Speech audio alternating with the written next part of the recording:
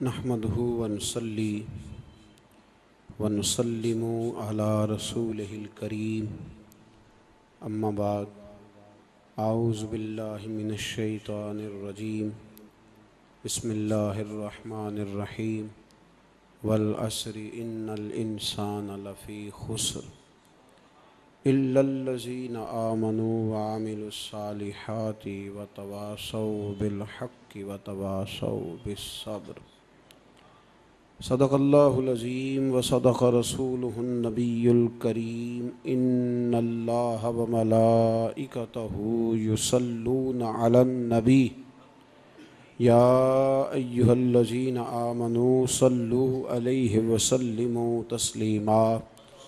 अस्सलातु वस्सलामु अलैका या सय्यदी या रसूलल्लाह व अला आलिका व अस्हाबिका या सय्यदी या हबीबल्लाह।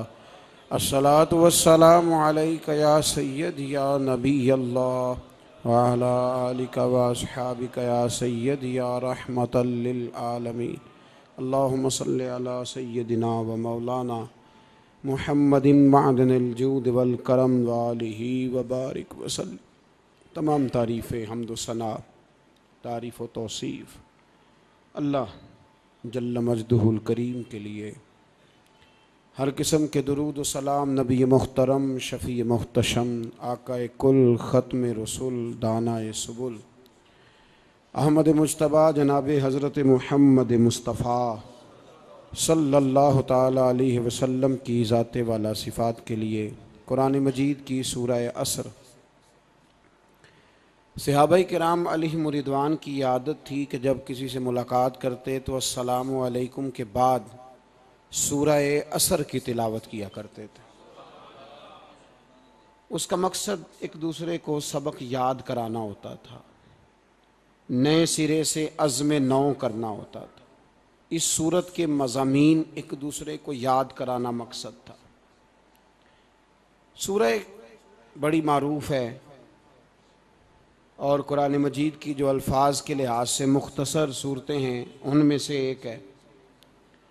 अल्लाह तबारक व तआला ने कसम उठा के कहा, वल अस्र, महबूब मुझे तेरे पाकीज़ा ज़माने की कसम हो।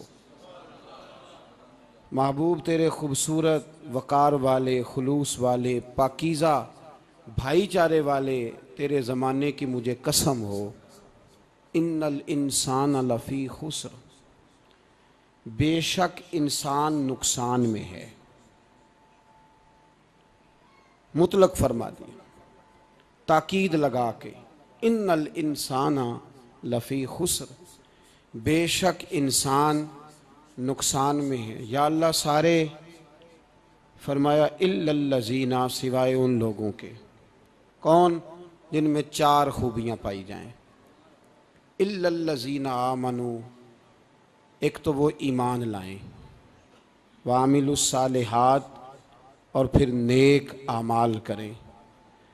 ईमान लाएं, नेक आमाल करें और फिर चुप ना कर जाएं। वतवासौ बिल हक़, फिर हक बात का ऐलान करें। ईमान लाएं, अमल साले करें, तीसरा काम क्या करना है? चलें सारे बोलेंगे तो ऐलान भी होगा ना। ऐसे थोड़ी होगा कि एक दो आदमी ऐलान करे तो दुनिया जाग जाए। हक बात का ऐलान करना है। ईमान लाने के बाद, अमल साले करने के बाद तीसरा हुक्म क्या है? आपस में हक बात की तलकीन करो। और हक बात की तुम तलकीन करो और फिर तुम्हें कोई कहे कुछ ना, फिर तुम पे जुल्म ना हो, फिर तुम्हें सताया ना जाए, ये कैसे हो सकता है? फिर तुम बड़े पाक साहबजादे, पीरजादे, अल्लामा साहब, सियासतदान, ब्यूरोक्रेट बन के बड़ी एक तरफ हो के आराम से ज़िंदगी गुजारो सारे, तुम ये कैसे हो सकता है? वतवासो बिल हक़, जब तुम हक बात की नसीहत करोगे फिर तकलीफ़ आएगी। फिर क्या करना है? वतवासो बिस्सब्र, फिर एक दूसरे को सब्र की नसीहत भी करनी है।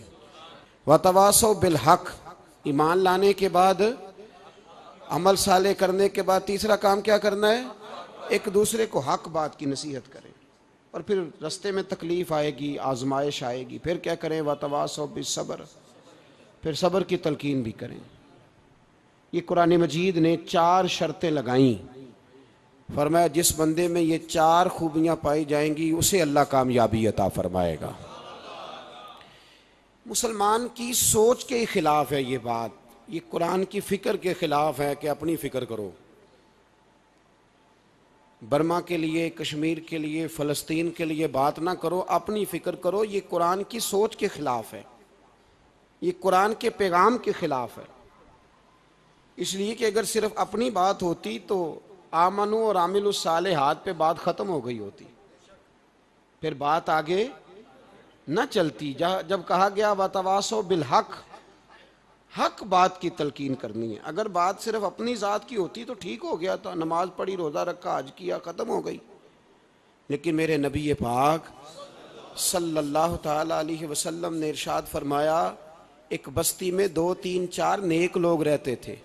मेरे प्यारे करीम रसूल फरमाते हैं 3, 4 बड़े परहेजगार, मुत्तकी, साफ सुथरे सूफी साहब, दरवेज साहब, अल्लामा साहब, बड़े जो कहते थे बिल्कुल जी मैं कोई बात नहीं करता, किसी बादशाह को नहीं छेड़ता, मैं तो बस लोगों को अल्लाह अल्लाह बताता हूँ, मेरा कोई ताल्लुक नहीं, कोई मरे कोई जिए। बड़े नेक, साफ सुथरे, परहेजगार। बाकी सारी बस्ती गुनाह करती थी। नबी पाक अलैहिस्सलाम फरमाते हैं रब करीम ने कुछ अरसे तक मोहलत दी, फिर मशीयत खुदाबंदी, अल्लाह का कानून हरकत में आया तो कहा जिब्रील सारी बस्ती तबाह कर दो, तबाह कर दो। अल्लाह मोहलत देता है, मोहलत देता है। हम लोग समझते हैं नहीं नहीं हमारी सियासी चालें सही चल रही हैं, अल्लाह मोहलत देता है। रब करीम ने फरमाया जिब्रील इन्हें तबाह कर दो। तो हज़रत जिब्रील अमीन अलैहिस्सलाम ने अर्ज़ की मौला वहाँ तो तेरे 3, 4 बड़े नेक बंदे भी रहते हैं, बड़े परहेजगार, सच बोलने वाले, दयानतदारी वाले, हाजी साहब, नमाजी साहब, सूफी साहब, पीर साहब, बड़े खूबसूरत, उनका क्या करें? तो मेरे महबूब पाक अलैहिस्सलाम फरमाते हैं रब करीम ने फरमाया सबसे पहले उन्हें तबाह करना, सबसे पहले उन्हें सबसे पहले, और उलट दो बस्ती, पहले उनका नंबर लगाओ। या अल्लाह उनकी क्या गलती है? तो गलती सुन लें, गलती ये है कि उन्होंने 2 सिफतें पैदा की हैं, अगली 2 पैदा क्यों नहीं की?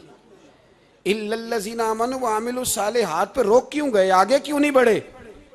अल्लाह करीम ने फरमाया जिब्रील देखो ना, मेरी नाफरमानी होती रही और इनके चेहरे पर कभी शिकन तक नहीं आया। लोग मेरा कानून तोड़ते रहे, इन्हें कभी बुरा ही नहीं लगा, गुनाह देखकर कभी ख्याल ही नहीं आया बदलने का।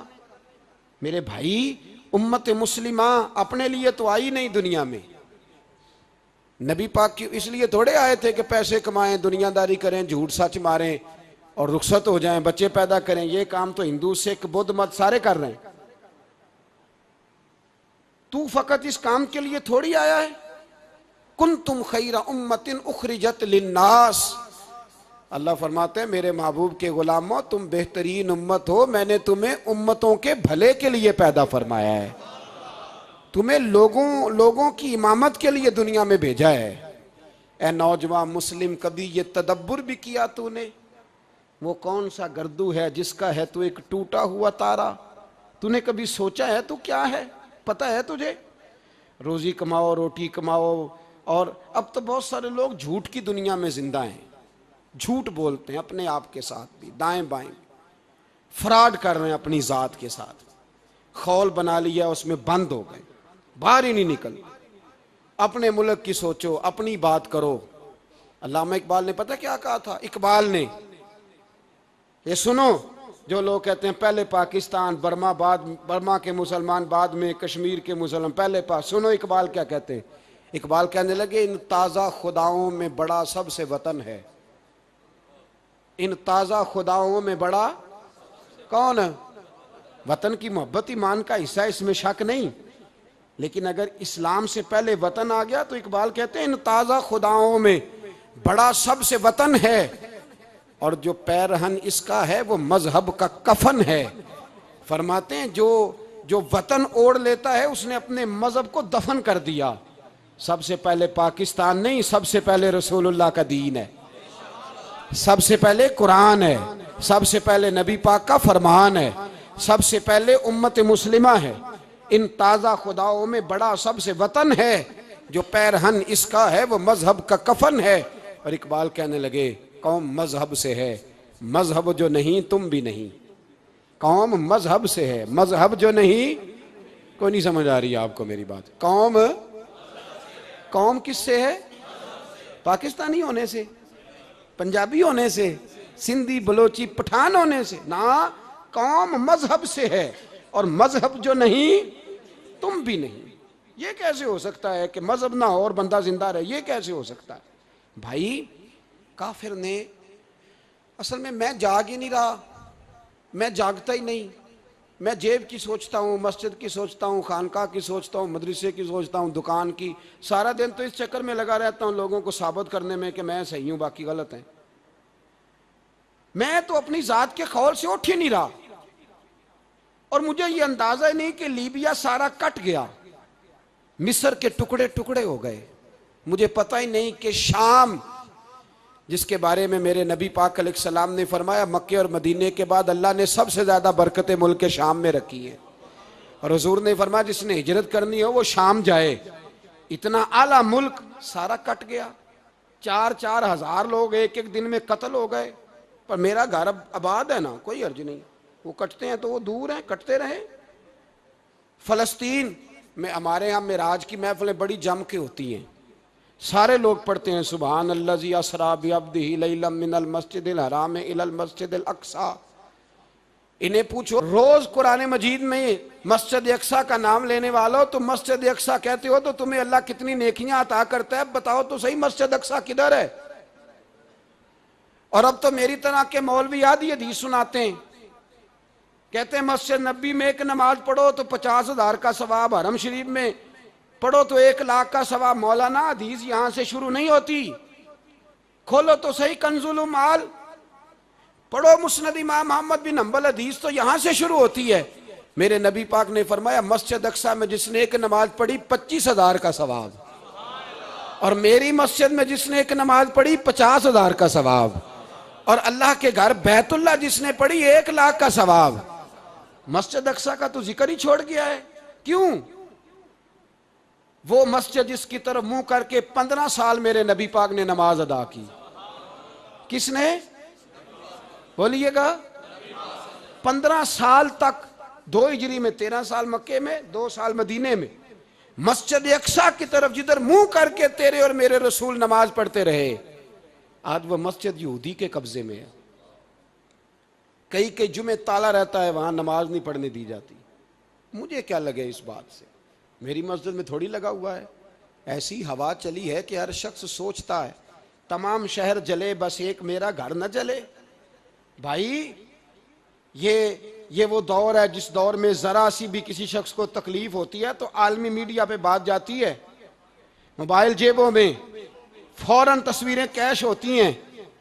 मैं और आप, हमारा उस कौम से ताल्लुक है जिस कौम के बच्चे कट गए, जिबा हो गए, औरतों के पिस्तान काट के बर्मा के बुद्धों ने उनके कबाब बना के खा लिए, छोटे छोटे बच्चों की लाशें उन्होंने लटका डाली। और यहां मैं हुकूमत की क्या बात करूं, यहां किसी सियासतदान को मक्खी काट जाए तो हमारे फट्टे आबाद हो जाते हैं बहस करने के लिए। हमारे अपने लोग, आम आदमी नहीं बात करता, आम आदमी नहीं निकलता, आम शख्स को फिक्र खत्म हो गई। मेरी भाई सबसे बढ़कर बेहतरीन मस्जिद के खतीब इमाम हुसैन थे। मस्जिद नबी से बड़ी भी कोई मस्जिद होगी जिस मिंबर पर रसूल पाक बैठ के खुतबा दिया करते थे? और मेरे मुस्तफ़ा के आस्ताने से बड़ा भी कोई आस्ताना होगा जिसकी सज्जादगी इमाम हुसैन के पास थी? कहते हैं हमारा क्या ताल्लुक, हमें क्या लगे, जो मर्जी होता फिरे। इमाम अली मकाम आराम से मस्जिद नबी में बैठे थे। जमाना पूरी दुनिया से जाता था, हाथ चूमता था, कदमों में बैठता था। इतने बड़ी अजमत वाली भी कोई शख्सियत होगी जिसके रगों में रसूलुल्लाह का खून दौड़ता है, जिसे हुजूर अपनी जुबान मुबारक इस तरह वो चूसा करते थे जैसे अरब के लोग प्यास के आलम में खजूर चूसा करते थे। इतना बड़ा भी कुछ शख्स था। लेकिन जब दीन पे कड़ा वक्त आया तो हुसैन ने मस्जिद की खिताबत नहीं बचाई, आस्ताना नहीं बचाया। इमाम अली मकाम ने कहा कूफा लुटता है तो लुटता रहे, दमिश्क में फसाद होता है तो होता रहे, वो मुल्क के शाम की बच्चियां रो रही हैं तो रोती रहे कि हम पे यजीद काबज हो गया, मेरी मस्जिद आबाद है, काफी है ना। इमाम हुसैन निकले और निकल के कहने लगे, जन्नतुल बकी वाली जगह पे खड़े होके, या रसूल अल्लाह मैं जा रहा हूं, मैं जा रहा हूं और आपके लिए जा रहा हूं, इसलिए कि मुझे उस शाम को बचाना है जिस शाम में रसूलुल्लाह का कलमा पढ़ने वाले लोग बसते हैं।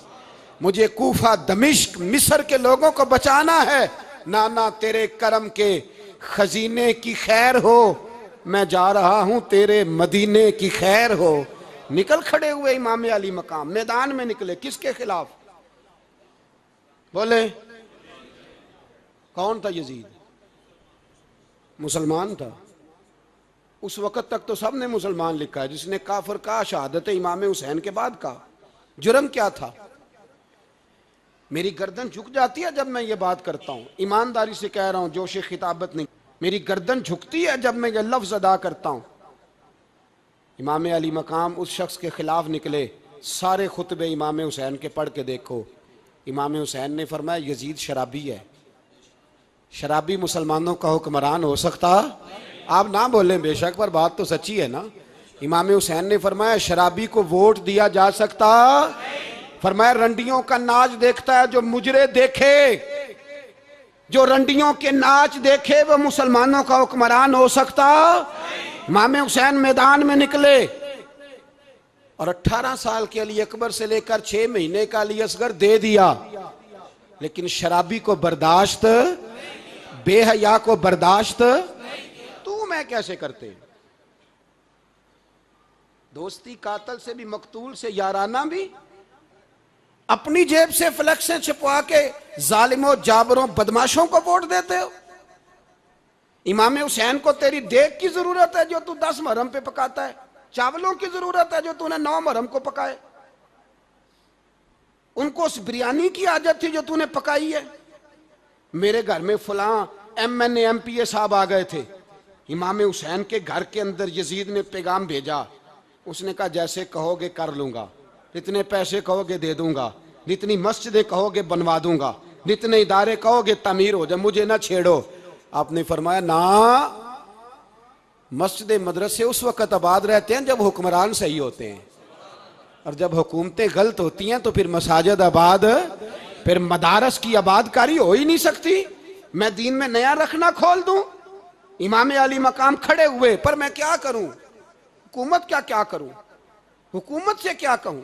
अगर मेरी मिल्लत के अपने जवान के मोबाइल में रंडियों का नाच हो तो 10 मुहर्रम को तो इमाम हुसैन करबला में तड़प जाते होंगे। अगर 9-10 मुहर्रम को जो निकला इमाम अली मकाम की बात करने के लिए, वो नौजवान अगर सिगरेट का, शराब का, बदमाशी का आदी हो तो हजरत अली असगर कहेंगे ना मेरी कुर्बानी का क्या बना? वो तो निकले थे उरियानी और फाशी के खिलाफ। और अगर मिल्लत का जवान रोज चौक में खड़े होकर लड़कियों को ताड़ता हो तो हजरत अली अकबर तो अपनी कब्र में रोते होंगे कि ये इस कौम के लिए जान दे दी जो आज यजीदी तरीकों पे अमल कर रही है, जो सारी रात गंद देख के सोती है, जो सारी रात बेहयाई, फाशी और उरियानी में लगी रहती है। इन लोगों के लिए जान दे दी। इतना जुल्म उन शहीदों के साथ, और 10 मुहर्रम को देग पका के कहता है मैं इमाम हुसैन का मानने वाला हूं, मैं इमाम अली मकाम से प्यार करने वाला हूं। ना भाई ना, दोरंगी छोड़ के यक रंग हो जा, सरासर मोम हो जा या संग हो जा। उम्मत मुस्लिमा को बेदार होना पड़ेगा। इमाम अली मकाम मैदान में निकले, डट के निकले, और इमाम ने फरमाया मैदान में निकल कर कि मेरा वतन मदीना है, मेरा वतन मदीना है, पर मदीना बाद में, रसूलुल्लाह का दीन पहले। तू पाकिस्तान की बात करता है। इमाम अली मकाम ने फरमाया मदीने की शरीयत बाद में, रसूलुल्लाह का दीन पहले, और तेरे तो बच्चे आम से हैं। इमाम हुसैन ने फरमाया मेरी गोद में जो बच्चे हैं वो रसूलुल्लाह के नवासे हैं, पर बच्चे बाद में, नबी पाक का दीन पहले। आपने फरमाया तेरी बेटी बड़ी बावकार होगी, उसकी बड़ी इज्जत है, तू कहता है बेटी की वजह से ब्लैकमेल हो गया। लेकिन जो शान खुदा ने हुसैन की बेटी को अता फरमाई, जिन बच्चियों का सर का बाल नंगा हो जाए, सर का बाल नंगा हो जाए, तो इमाम शौरानी फरमाया करते थे अगर मदीने में किसी सैयदजादी के सर का बाल नंगा होता था तो सूरज अपना मुंह छुपा लिया करता था, सूरज छुप जाता था। बादलों की ओट में और मदीने वाले समझ लेते थे कि घर में काम करते करते किसी सैयदजादी के सर का कोई बाल नंगा हो गया। उन शहजादियों का इतना वकार, पर इमाम अली मकाम ने फरमाया बेटियों की फिक्र बाद में, रसूलुल्लाह का दीन पहले। पहले रसूलुल्लाह का दीन कौम मजहब से है, मजहब जो नहीं तुम भी नहीं। याद रख मेरे भाई, इमाम अली मकाम रदी अल्लाह तआला अन्हु ने मैदान में निकलकर पहले मजहब की बात की। और आज दीन नबी दा वांग यतीमा रोवे ते कुरलावे ते आखे मैं कित्थों लब्बा उमर बहादुर, मैं कित्थों लब्बा उमर बहादुर जेड़ा मैनू सीने लावे। मासूम बच्चे, मासूम। आज तक किधर है तुम्हारा अक़वाम मुत्तहिदा? बुलाओ ना इसे। भीख मांगते फिरते हो, काफिरों से भीख मांगते हो। बच्चा शाम को घर ना आए तो माँ दरवाजे पे नजर लगा कहती बेटे टाइम पे आ जाया कर, मुझे नींद नहीं आती। वक्त पे। बर्मा की उस माँ से भी जाके पूछो जिसका बच्चा पलट के आए कोई नहीं, आया ही नहीं, उससे भी पूछो। बच्चे ने आधी रात को रोटी मांग ली तो फालज ज़्यादा माँ, उसको फालज था, वो रेंगती हुई उठी और उसने अपने लाल को रोटी पका के दी। बाप कहता रहा चल छोड़, सो जा बेटे तेरी अम्मा। उसने कहा नहीं मुझे नींद नहीं आती, बेटा भूखा है। उस माँ से भी कभी पूछ, उस माँ से जो बांग्लादेश के खेमे में बैठी है। तो BBC लंदन का रिपोर्टर कहता है कि तेरी ख्वाहिश क्या है? कहती कोई भी नहीं, चलो 2 दिन के बाद ही सही मेरे बेटे को एक रोटी दे जाया करो। ए रोटी मांगता है मुझसे, मैं किधर से लाऊं? ये लवारस कौम है। मैं हुक्मरान से जाके बात करूं जब मेरा अपना नमाजी मुसलमान कहता है पहले पाकिस्तान के बच्चे तो पाल लो।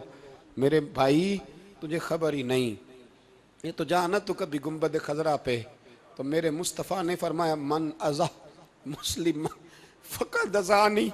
फरमाया जब मेरा मुसलमान तकलीफ में होता है तो मैं गुंबद में तकलीफ में होता हूँ, मुझे दर्द होता है, मुझे अजियत होती है। पूछ जाके महबूब पाक से। मेरे अजीज किसी को गम ही नहीं इन लोगों का, किसी को परवाह ही नहीं, कुछ सोचता ही नहीं इनके बारे में। मैं अपने घर में मस्त हूँ, आप अपने घर में मस्त हैं। मेरे रसूलुल्लाह की उम्मत लुट गई सारी, जगह जगह तबाही। 1 इंच धरती पर ज़मीन ऐसी नहीं जो काफर की हो और खून बहता हो। एक रेमंड डेविस अमरीकी कुत्ता यहाँ बंद था मुसलमानों के कत्ल में। उन्हें अपनी कौम की इतनी फिक्र थी, वो रातों रात छुड़ा के ले गए। लेकिन मेरी और तेरी बहन आफिया सिद्दीकिया सालों से बंद है। तड़प के पूछा है मुसलमानों ने कि उसकी गलती तो बताओ, उसका कसूर नहीं पर वो बंद है। कोई नहीं बात करने वाला, कोई नहीं। मस्जिद जाने, जुमा तो पढ़ाना है, उसमें गर्ज नहीं, दर्द है कि नहीं क्या, उसमें तो इतना पता है 1 घंटे तकरीर है करनी है। पीर साहब सुबह से शाम तक तावीज़ लिखते, सियासतदान सुबह से शाम तक जनाजा भी तब पड़ता है कि मुझे वोट मिलेंगे। ताजर कहता है बस दुकान चलनी चाहिए, मर जाए मेरी तरफ से सारी दुनिया। बस करो, इस खौल से बाहर निकलो। ए नौजवान मुस्लिम, कभी ये तदब्बुर भी किया तूने, वो कौन सा गर्दू है जिसका है तू एक टूटा हुआ तारा? तूने सोचा ही नहीं कभी, तुझे कभी खबर ही नहीं हुई कि ये किस कदर बड़ा काम था? मेरे रसूल पाक सल्लल्लाहु अलैहि वसल्लम के गुलामों जागो। मैं दुआई देता फिरता हूँ, मैं कहता हूँ जट बन के बड़ा जी लिया, बट राई अंसारी बन के बड़ा जिया। बस कर दो, बस कर दो। अब मुसलमान बन के जीना सीखो। अब अपनी पहचान रसूलुल्लाह की गुलामी बनाओ। अब कहो पहले दीन, बाकी हर चीज बाद में। बस करो, बहुत हो चुका हमारे साथ, अब थोड़ा जागो। मैं बहुत सारी बातें दिल में लेके आया था जो आपसे करनी थी, पर ये लफ्ज़ हैं कि टूटते ही जा रहे हैं। बात है कि सिमत का तयन ही नहीं हो पा रहा। मेरे भाई, मैं तो कभी कभी सोचता हूँ लगता है रब भी नाराज़ हो गया है और हमें मनाने का तरीका भी भूल गया है। ना हमारी मस्जिदों में तहज्जुद पढ़ी जाती है, ना किसी को नमाज तौबा याद रही, ना कोई इस्तिस्का वाला है, कोई नहीं। जो पीर साहब के पास जाके बैठता है थपकी देते हैं, कहते हैं जा तेरा काम हो जाएगा, मौज कर। कभी नहीं को कहता तौबा भी कर, इस्तिगफार भी पढ़, ये दाढ़ी पूरी कर, दीन रसूलुल्लाह का इसकी तरफ तू तवज्जो कर। कोई तबलीग ही नहीं करता। सारे फूका फाकी पे लग गए हैं। कोई ख्याल ही नहीं आ रहा किसी शख्स को कि हमारी तबाहियों का सबब क्या है। इलाका तक कब्रस फतह हुआ, तमाम लोग नारे लगा रहे हैं। हजरत अबू जर गिफारी कोने में बैठ के रोने लग गए। मुसलमानों को फतह मिली, सब लोग नारे लगा रहे हैं, खुशी हो रही है कि इलाका फतह हो गया। हजरत अबू जर गिफारी रोने लगे और तड़प के रोए। लोगों ने कहा अबू जर क्यों रोते हो? आप फरमाने लगे ये लोग बरसों से काबज थे इस शहर पर, ये जिन लोगों से आज हमने लिया है ये बरसों से, दिल के कानों से खुल सुनने वाली बात है। फरमाने लगे ये बरसों से काबज थे, इन्होंने अल्लाह की नाफरमानी की है तो आज इलाका इनके हाथों से निकल गया है। मैं रो इसलिए रहा हूं कि खुदाया कहीं हमसे भी नाफरमानी ना हो और ये हमारे हाथों से भी ना निकल जाए। शाम निकल नहीं गया हमारे हाथों से, लीबिया निकल गया, मिस्र निकल गया, इराक निकल गया, अफगानिस्तान निकल गया। और अगर देखो तो बिला वास्ता हर जगह काफर का डेरा। वो रो रहे हैं, कहते हैं जब कौम अल्लाह की नाफरमानी करती है तो इलाके निकल जाते, तड़प रहे हैं। मुझे कोई फिक्र नहीं, कोई नहीं रोया मिस्र के जाने पर, कोई नहीं रोया लीबिया की तबाही पर, शाम के बच्चों पे कोई नहीं रोया। हम लोग यहाँ ईद मनाते रहे, ईद पर लोग नए कपड़े लेते रहे और बर्मा के मुसलमानों को कफन तक नसीब ना हुआ। कोई नहीं तड़पा इन लोगों पर, किसी को ख्याल नहीं आया। साहब इमाम आली मकाम की फिक्र को समझो, इस पर गौर करो, बस कर दो, नींद बड़ी लंबी हो गई, अब उठो इस बेदारी से, उठो। जब कौमें नाफरमानी करती हैं तो मुल्क छिन जाते हैं और काफर बारी बारी करके बारियां लगा रहा है, बारी बारी। तुम्हें कई दफा धमकियां दे चुका है, वो तुम्हारा नंबर कई दफा लगा चुका है। अब ख्वाबे गफलत से उठ जाओ, आग पैरों तक आ गई है, ऐसा ना हो जला डाले सारा कुछ। हजरत सैयदना अबू जर गिफारी रो के फरमाया करते थे जब तुम नाफरमानियां करोगे तो इलाके तुम्हारे हाथों से निकल जाएंगे। सो निकल गए। गौसे आजम के बगदाद पे कई दफा बम गिरे, मौला अली शेर खुदा का शहर नजफ कई दफा बम की नजर हुआ, इमाम आली मकाम के करबला में अब तक कई दफा जंगें हो चुकी, इसलिए कि हम नाफरमानी करते हैं, इलाके छिन जाते हैं। और दूसरी बात यह कि फिर हमें वो तरीका भी नहीं आता जिससे रब को मनाया जाता है। आप यकीन करें, मुसलमान पे एक 5 वक्त की नमाज है, वो भी बोझ है। 2.5 घंटे की तकरीर और 5 मिनट की जमात में लोग भागते फिरते हैं, बड़ा मुश्किल है। आज तक मुसलमान एक 5 वक्त नमाज पढ़ने के लिए बहाने ढूंढ रहा है, अभी तक। तो वो मुसलमान कहां से आएंगे जो रात को रोया करते थे, रातों को उठ के रोते थे तो सवेरे अल्लाह काफिर के मुकाबले में इतनी मदद करता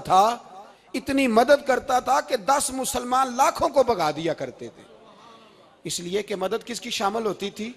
बोल के बताइए, कौन मदद करता था? क्योंकि देखे ना, ये हमें तरीका बताया नबी पाक ने। अल्लाह हुजूर से राजी था कि नहीं? यार इस पे जल्दी जल्दी बोलो, अल्लाह राजी था ना? तो बदर की रात हुजूर क्या करते रहे सारी रात? ही साथ नहीं था अल्लाह? वो तो वहां से फरमा रहा है गारे सौर से, इन अल्लाह माना, महबूब कह दे कि अल्लाह तेरे साथ है। वहां थे महबूब कह रहे हैं अल्लाह हमारे साथ है, वहां से अल्लाह साथ था। पर सारी रात, बदर की सारी रात, और दुआ का रंग क्या था?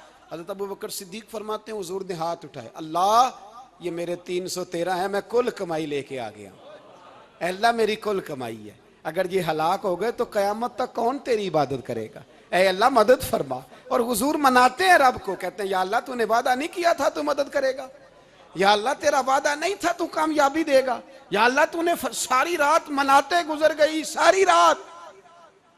सुबह का उजाला चमका तो हज़रत अबू बकर फरमाते इतना लंबा सजदा किया, हुजूर सजदे में थे, मैं देखते देखते थक गया, मैं सजदे की हालत में ही हुजूर पर लेट गया, लिपट गया। मैंने कहा महबूबा सर उठाएं, वो देखे अल्लाह ने मदद नाजल फरमा भी दी है। उठाइए सर। हुजूर ने अल्लाह को मनाया, नबी पाक मनाया करते थे। हम अब सजदों में भी नहीं जाते, इतनी सो गई उम्मत, सजदों तकरीरों से इनकलाब लाना चाहते हैं। हम खाली नारों से इनकलाब बर्पा करना चाहते हैं। लोग जब रोते थे, बूढ़े लोग सजदों में, और आलिम फाजल सूफी की तो क्या बात है ना, वो तो अल्लाह के नुमाइंदे हैं कि जिसके सिर्फ सफेद बाल हो जाएं। मेरे नबी पाक अलैहिस्सलाम ने फरमाया रब तो इनकी बड़ी इज्जत करता है, इनकी बड़ी। और मेरे नबी पाक ने फरमाया गुनाहगार मोमिन भी जब दुआ के लिए हाथ उठाता है तो अल्लाह फरमाता है फरिश्तों इसे खाली ना लौटाना, मुझे शर्म आती है इसे खाली। पर तू उठाता ही नहीं, तू उसे मनाता ही नहीं, तू कभी लिपटा ही नहीं, तूने कभी कहा ही नहीं कि या अल्लाह आ मैं तुझे ले जाऊं हजरत साद बिन नबी वकास के पास। कादसिया की जंग हो रही थी, काफर बुला रहा था, आओ अगर कोई है तो आओ, आओ मुकाबले में। हजरत साद बिन नबी वकास ने घोड़े दौड़ा दिए, दश्त तो दश्त हैं, सहरा भी न छोड़े हमने, बहरे जुल्मात में दौड़ा दिए घोड़े हमने। हजरत साद बिन नबी वकास ने घोड़े दौड़ाए, आगे दरिया आ गया, कोई पुल नहीं, कोई शय नहीं। इस्लाम की इज्जत का सवाल है। हजरत साद बिन नबी वकास ने हाथ उठाए और कहा अल्लाह अगर तू मूसा की नाफरमान कौम को रास्ता दे सकता है तो तू हमारे दिलों को जानता है, हम तो अपने रसूल के फरमाबरदार गुलाम है। आना मेहरबानी कर कि अगर तूने दिले मुस्लिम की दिल जोई नहीं तो हमें ताना देंगे बुत के मुस्लिम का खुदा कोई नहीं। कहा अल्लाह मेहरबानी फरमा, अगर तू हजरत वैज फरकना बिकुमुल बहरा फन जईनाकुम व अगरकना आला फिरौन, अगर तू हजरत मूसा की कौम के लिए दरिया फाड़ सकता है तो हम तो नबी पाक के गुलाम है। सहाबा कहते हैं जनाब साद ने दुआ मांगी तो दरिया ने रास्ता अता फरमा दिया। यार तू दुआ भी नहीं मांगता। हुजूर ने फरमाया दुआ सलाहुल मोमिन, दुआ मोमिन का हथियार है, तूने ये भी छोड़ दिया है। अब तू बातें करके, तबसरे करके, टीवी देख के, अपनी राय कायम करके, कमेंट्स करके सो जाता है, ये भी सोता खुश्क हो गया। तू दुआ तक नहीं मांगता। फरमाते हैं दुआ मांगी तो दरिया ने रास्ता दिया, और जब उस किनारे निकले तो हजरत साद कहने लगे किसी की कोई शय तो नहीं रह गई दरिया में, कोई चीज तो नहीं रह गई। एक सहाबी कहने लगे प्याला रह गया है। तो हजरत साद फरमाने लगे ओ दरिया हमारा प्याला वापस नहीं कर देता। तो कहते एक लहर आई तो प्याला भी बाहर फेंक गई। ओ भाई हम उसी रसूल का कलमा पढ़ते हैं जिनका हजरत साद बिन नबी वकास ने कलमा पढ़ा था। और किसी जगह मेरे नबी पाक ने नहीं फरमाया अल्लाह से अभी की सुनेगा बाद में आने वालों की नहीं सुनेगा, किसी जगह नहीं कहा।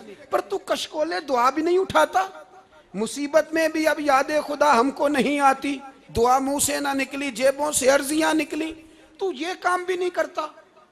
मेरा दिल करता था चलो और कुछ ना हो, मस्जिदों में इज्तिमाई दुआ ही हो जाए, पर उस तरफ भी तवज्जो नहीं। वहां भी कहते हैं मौलवी साहब जल्दी करो घर जाना है, इतनी लंबी दुआ, और कमेंट्स कर रहे हैं लोग, कहते हैं आप अपने घर की सोचें। मेरे भाई दुआ, सलाहुद्दीन अय्यूबी फलस्तीन की जंग लड़ रहे थे, खबर आई कि ईसाइयों का एक बहरी बेड़ा, बहरी जहाज असला लेके आ रहा है, नेज़े हैं, तलवारें हैं, तीर हैं। सलाहुद्दीन एक बुजुर्ग थे, उनसे मिले तो कहने लगे बाबा जी आप भी दुआ करो। मैं भी दुआ करता हूँ। मुसलमानों के पास पहले असला नहीं, ईसाइयों ने और मंगा लिया है, कहीं ऐसा ना हो मुसलमानों के खिलाफ इतना असला इस्तेमाल हो।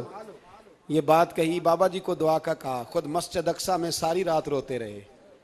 सलाहुद्दीन सारी रात, हमारा हुक्मरान जिसे रब्बाना आतिना फिद दुनिया पूरी नहीं पढ़नी आती, और अब तो ऐसे पीर आ गए मैदान में जो सूरह फातिहा सीधी नहीं सुना सकते, इल्ला माशाअल्लाह। सारी रात सलाहुद्दीन अय्यूबी रोते रहे। वो बुजुर्ग कहते हैं मैं भी कोने में था, पर जिस दर्द से इसने दुआ मांगी मैं नहीं मांग सका।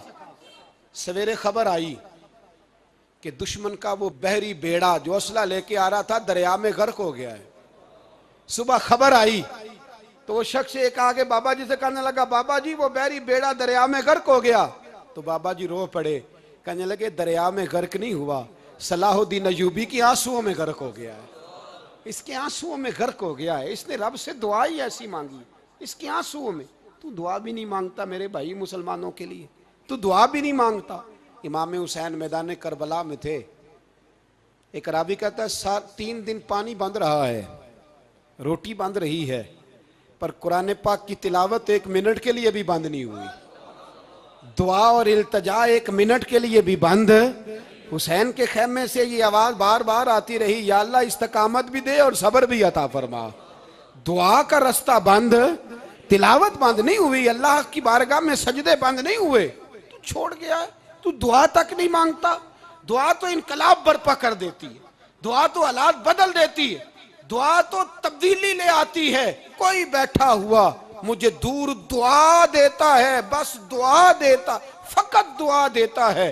कोई बैठा हुआ मुझे दूर दुआ देता है, मैं डूबता हूं पर समुंदर उछाल देता है। ओ भाई तू दुआ भी छोड़ गया।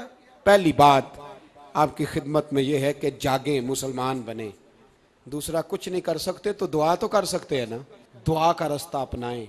और फिर मेरे नबी पाक अलैहिस्सलाम ने दो बातें फरमाई, कान खोल के सुन लेना। दो बातें हुजूर ने फरमाया, एक वक्त आएगा कि मेरी उम्मत के खिलाफ काफिर एक दूसरे को आवाज़ें देंगे, आओ मुसलमानों को मारें, आओ मुसलमानों। तो सहाबा ने कहा, या रसूलल्लाह क्यों, हम थोड़े हो जाएंगे? फरमाया, नहीं तुम बहुत ज़्यादा होंगे। 56 इस्लामी मुल्क हैं दुनिया में, कितने बोल के बताना है? इतना सा बर्मा है, किसी गैर मुस्लिम का कुत्ता मर जाए तो ये चीख पड़ते हैं। और यहाँ कहती है अक़वाम मुत्तहिदा कि जी वो हमें दाखिल नहीं होने दे रहे। तो बंद करो फिर सलामती कौंसल, तहलील कर दो, अक़वाम मुत्तहिदा ख़त्म करो। अगर तुम्हारी को सुनता नहीं तो बनाई क्या है? सिर्फ मुसलमानों को प्रेशराइज करने के लिए। और हमारे मुसलमान भीख मांगते फिरते हैं, कहते हैं कहा है हमने अक़वाम मुत्तहिदा से। अब तुम अपने लिए काफिर से भीख मांगोगे, काफिर से भीख मांगोगे? मेरे अजीज नबी पाक अलैहिस्सलाम ने फरमाया, काफिर एक दूसरे को बुलाएंगे, मुसलमानों को मारे। या रसूलल्लाह हम थोड़े होंगे? फरमाया बहुत ज्यादा होंगे। तो हुजूर क्या होगा? फरमाया तुम्हें वाहन हो जाएगा। या रसूलल्लाह वो क्या है? फरमाया दुनिया से प्यार हो जाएगा, मरने को दिल नहीं करेगा। दुनिया से और मरने को, उस वक्त समझ लेना काफिर तुम पे हावी है। मैं अपना अंदाजा करूं, आप अपना करें। मुझे दौलत से कितना प्यार है और आपको कितना प्यार है। जाग के सुने ये लफ्ज रसूल पाक के सल्लल्लाहु अलैहि। हुजूर ने फरमाया जब तुझे दुनिया से प्यार हो जाए, दौलत से प्यार हो जाए, इक़्तिदार से प्यार हो जाए, और जब तुझे मौत बुरी लगने लगे, तेरा मरने को दिल ना करे, फिर काफिर तेरे ऊपर चढ़ आएगा। आज दौलत ही तो रह गई है, बाकी बचा क्या है? मैं अक्सर कहता हूं शादियां नहीं होती, तिजारतें होती हैं। लड़की वाले कहते हैं कि लड़का जेवर कितना डालेगा, लड़के वाले कहते हैं लड़की जहेज कितना लाएगी। तिजारत, हर जगह दौलत, हर जगह पैसा, हर जगह सरमाया। जहां जिस मुआशरे में तिलावत बिके, नात बिके, तकरीर बिके, उससे ज्यादा और तबाही का मामला क्या होगा? मेरे अजीज, मेरे रसूल पाक अलैहिस्सलाम के सहाबा के करीब दुनियादारी आ सकी? नहीं आई। हज़रत अबू बकर सिद्दीक ने पानी मांगा तो लोगों ने दूध दिया, फरमाया पीछे करो। अबू बकर ने नेमतें छोड़ दिए। अब अबू बकर वो वाला काम करता है जो रसूल पाक ने किया है। फरमाया ना, दूध शायद पेश ना करो, जो मांगता हूं बस वो दो। हजरत अबू बकर सिद्दीक ने बड़े मालदार थे। हजरत उमर फारूक रदी अल्लाह तआला अन्हु के पास सहाबा किराम जमा होके आए। कौन सा ऐसा शख्स है जिसकी तनख्वाह में इजाफा हो जाए? तो लोग कहते हैं नहीं नहीं मुझे नहीं चाहिए। पर हमने वो लोग देखे हैं, हाजी सादक साहब को मस्जिद वालों ने कहा 1000 रुपया तनख्वाह बढ़ानी है, तो हाजी साहब कहने लगे मेरा बड़ा सोहना गुजारा होंदा है, मैनू इन्ने ही बड़े ने। हजरत सैयदना उमर फारूक रदी अल्लाह, तो सहाबा इकट्ठे होके गए, कहने लगे उमर हुजूर के ज़माने में बज़ाहिर गुर्बत रही, जनाब सिद्दीक अकबर के ज़माने में गुर्बत, अब तो बड़ी रेल पेल है, बहरीन से लाखों का माल आता है, आपको बड़े बड़े सफ़ीर मिलने आते हैं, पर आप वही पुराना कुर्ता और वही तामत जो कई जगह से सी आपने, कई जगह से फटी। और हजरत उमर एक दिन ईद की नमाज पढ़ाने गए थे तो नंगे पैर ही चले गए। लोगों ने कहा जूता, फरमाया टूट गया था यार, पहनने के काबिल नहीं था। फरमाया नंगे पैर आ गए हो, लोग क्या कहेंगे? फरमाया छोड़ो, उमर के पांव नंगे हैं लेकिन उमर के किरदार में तो कोई शक नहीं ना, पैर ही नंगे है ना, क्या हुआ? छोड़ो इस बात को। कोई प्यार नहीं दुनियादारी से, दौलत से, कोई चक्कर ही नहीं। हजरत सैयदना उमर फारूक रदी अल्लाह तआला अन्हु को सहाबा ने इकट्ठे होके कहा, यह है उम्मत के बेदार होने के तरीके जो अर्ज कर रहा हूं। कहा जनाब आप अब बड़ा माले गनीमत है, और जिस तरह हर सहाबी का हिस्सा है आपका भी हिस्सा है, तो एक नया कुर्ता ही डाल लें आप खरीद के। अब जब मशवरा हो गया सहाबा में, तो कहने लगे उमर से बात कौन करेगा? नया कुर्ता पहनने की उम्र से बात किसको बुरा लगता है जी? नया कुर्ता कौन बात करेगा? तो हजरत सैयदना अली उल मुर्तज़ा का इंतखाब हुआ। कहने लगे मौला अली की बड़ी इज्जत करते हैं, उनसे बड़ा प्यार करते हैं, उनसे बात करते हैं।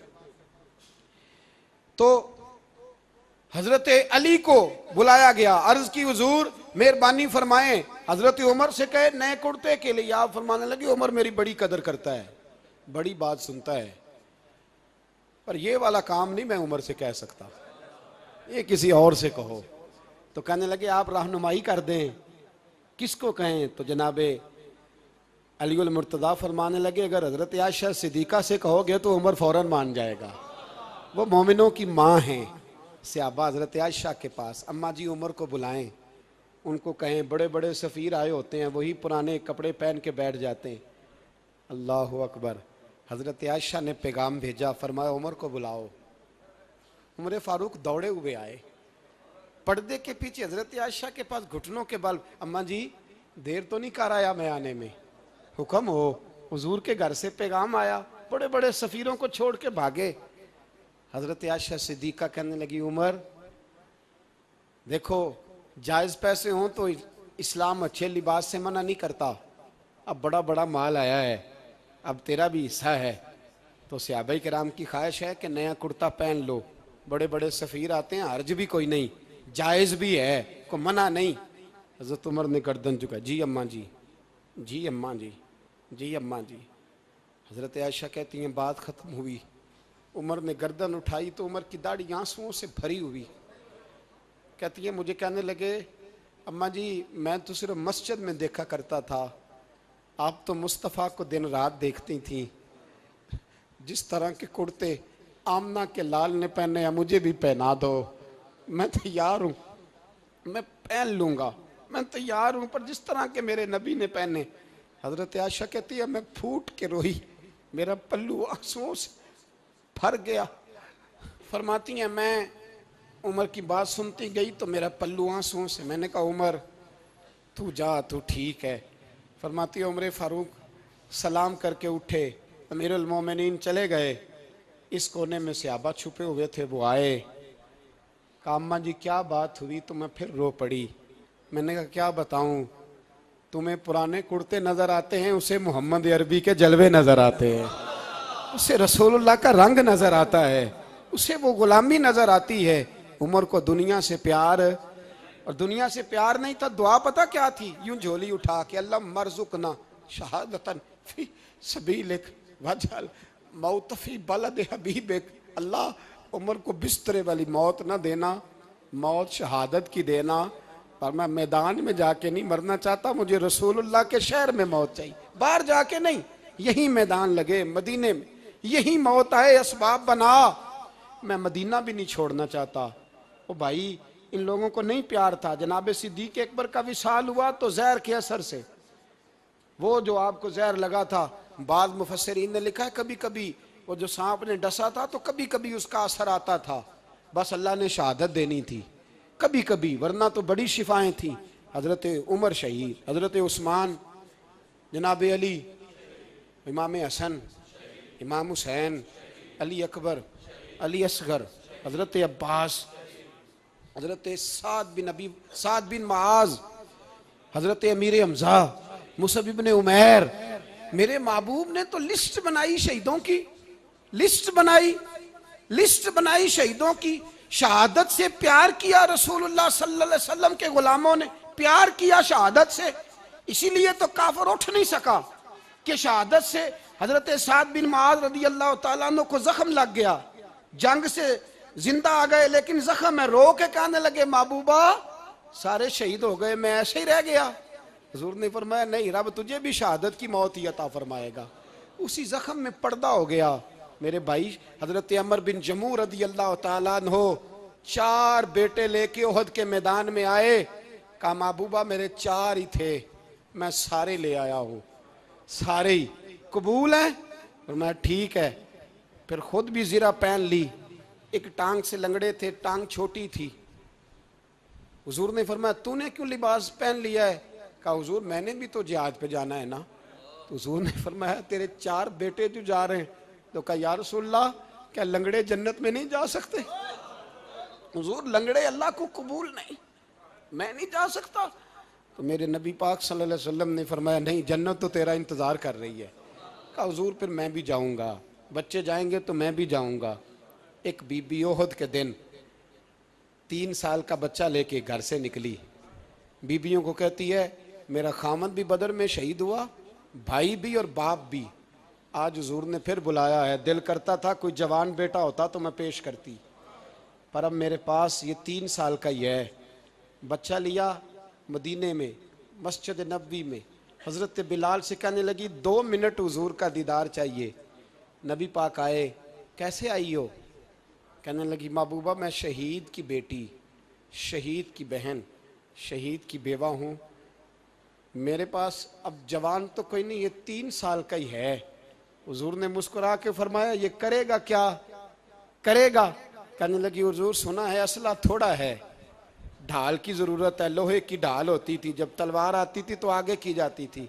कहा महबूबा मेरा शहीद की अम्मा बनने को बड़ा दिल करता है, ये मेरा 3 साल का ले जाओ, जब तीर आपकी तरफ आया तो मेरा बेटा आगे कर देना, ये ढाल का काम तो देगा ना। हंसते हुए महबूब की आंखों में आंसू आए, बच्चे को पकड़ के सीने से लगाया, माथा चूमा, फरमाया जा तेरे साथ वादा है, कयामत के दिन तुझे शहीद की अम्मा कह के ही पुकारा जाएगा।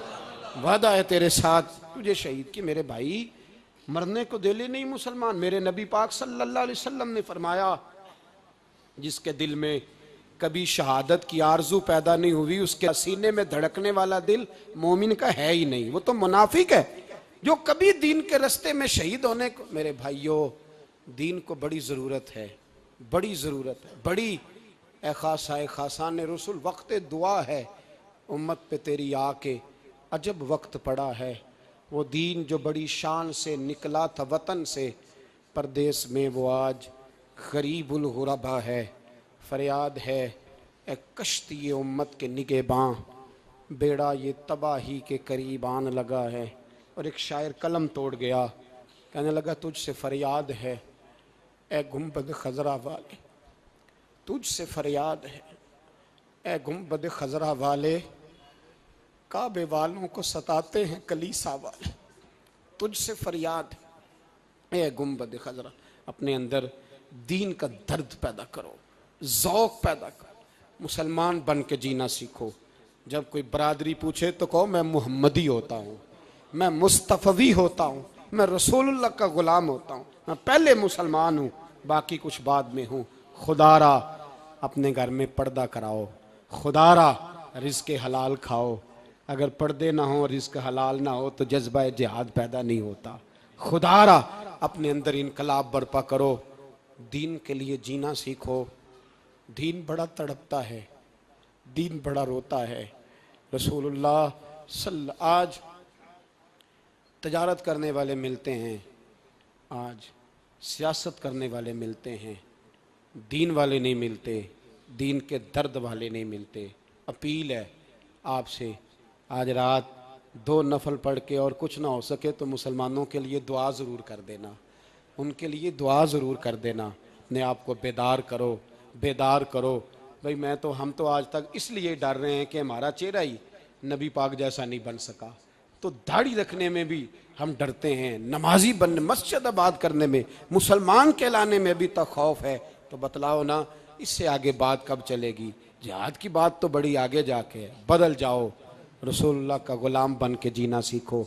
नबी पाक सल्लल्लाहु अलैहि वसल्लम की ग़ुलामी का पटा अपने गले में डालो। यही इमाम हुसैन की सोच है, यही इमाम अली मकाम का पैगाम है। इसको कभी फरामोश ना करना। इमाम हुसैन हमें बता गए, सारा कुछ लुट जाए पर दीन के अंदर कोई नक्स वाक़या ना होने पाए। कोई शराबी, कोई बेईमान, कोई लुटेरा कभी उसके सपोर्टर ना बनना। हमेशा, वो किसी शायर ने कहा था, हमसे ना रकम होंगे कसीदे यजीद के। किसी ने कहा, किसी जालिम ने, मेरी सपोर्ट कर, मेरी बात कर, तो उसने कहा हमसे ना रकम होंगे कसीदे यजीद के। क्योंकि हम लोग तो हुसैन के सीरत निगार हैं, हम लोग तो हुसैन के सीरत निगार हैं। ये मुहर्रम के जो दिन है ये इनकलाब के दिन है, रोने पीटने के नहीं, इनकलाब के दिन, जज्बों की बेदारी के दिन, जुल्म की आंखों में आंखें डालने का जज्बा पैदा करने के दिन। इसको उसी रंग में लो। ए खालिक कायनात, अपने महबूब की उम्मत पे रहम फरमा और अपने फजल से हमें दिलों में जज्बा जिहाद और शौक़ शहादत अता फरमा। आखिर दावाना अनिल हम्द। 2 मिनट के